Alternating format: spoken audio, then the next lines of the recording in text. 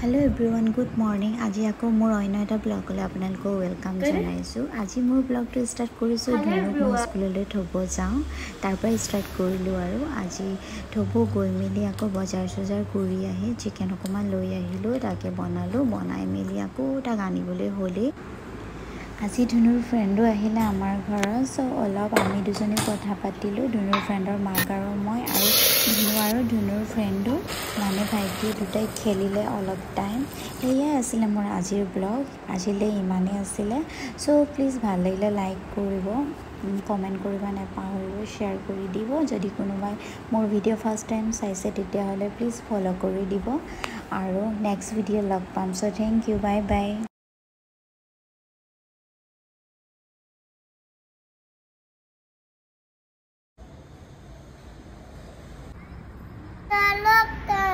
অলপ টাইম ন অলপ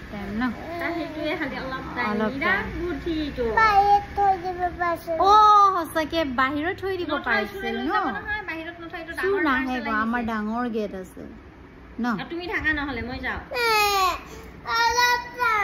অলপ থাকা, ডাঙৰ পাৰ্চেল আহিছে।